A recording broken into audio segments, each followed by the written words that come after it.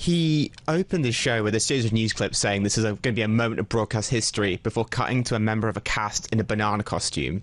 That kind of mix of comedy and seriousness was kind of the tone he took all the way through. You know, he started by saying, as I was saying before I was interrupted, referring to his 6 days of cancellation, before then taking a more somber tone with his voice wavering as he addressed the backlash to his comments around Charlie Kirk's death.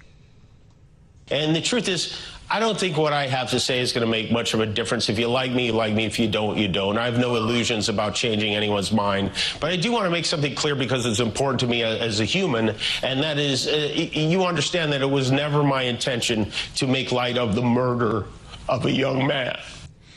So, as well as thanking the various people who'd gotten in touch, including Republicans, notably Ted Cruz, Kimmel then turned to saying the push to take his show off air from the White House was un-American, and he thanked Disney for putting him back on air, and saying he was upset that it was going to be a damage to their commercial interests and put them at risk. And finally, he ended by drawing attention to Erica Kirk, Charlie Kirk's wife, and referring to her as embodying the true spirit of Christianity when she forgave Kirk's killer.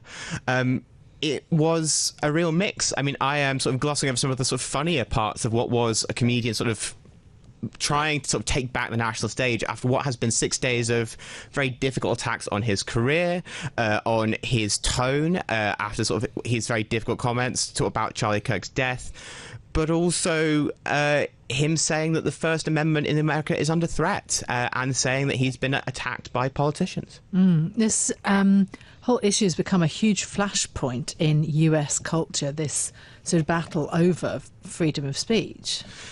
It has been building for some time. The US president has accused many late night shows of being Democrats who are sort of pushing against his agenda, and then the recent political assassination of Charlie Kirk has polarized the issue significantly.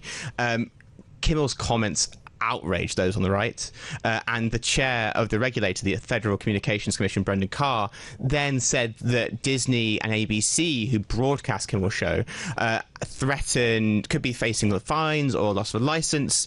Now, this is where reporting gets a bit muddled. A lot of our own reporting, as well as many of the media, say that threat is what led Disney to pull the show. Carr, just this Monday, said actually it was low ratings that pulled the show. The US President Donald Trump has said similar.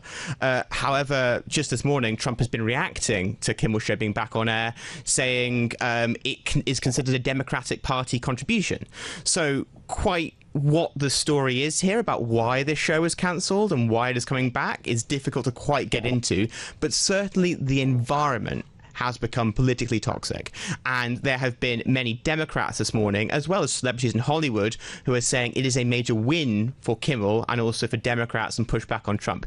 This is the very difficult nature of political speech in America right now.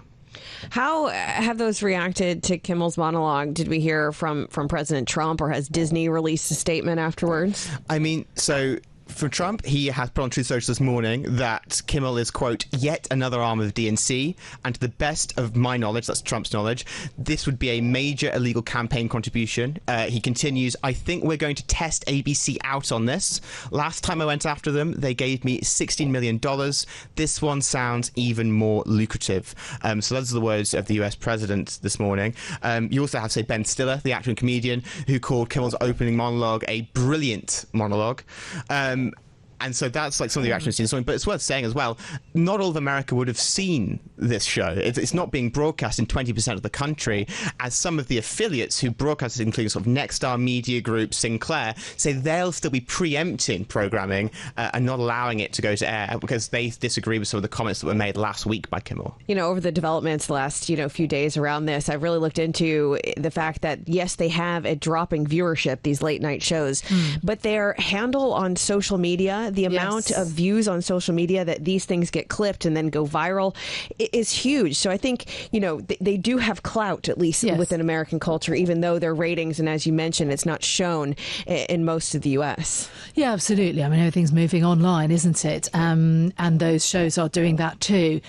I also just want to add the other fact that this issue of freedom of speech is also coming up with US relations with the UK And I note more and more frequently, which I think is quite interesting, Lib Dem leader Ed Davey was at the party conference yesterday, because we're in the middle of party conference season here in the UK, and he was focused more on Reform UK and Nigel Farage, but the accusation was Farage turning Britain into Trump's America. So there's quite a lot going on also with the US, not just freedom of speech within its own borders, but also in other countries. I think increasingly the way you've got to look at this is there are three things becoming intertwined: commercial interests, political speech, and democratic values. And who gets the right to talk about those in big forms of public media?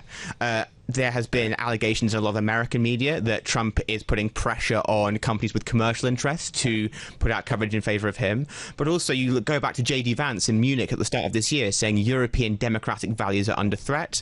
Donald Trump in the UN yesterday saying London is going to Sharia law, something that London's Mayor Sadiq Khan has vociferously pushed back on and denied.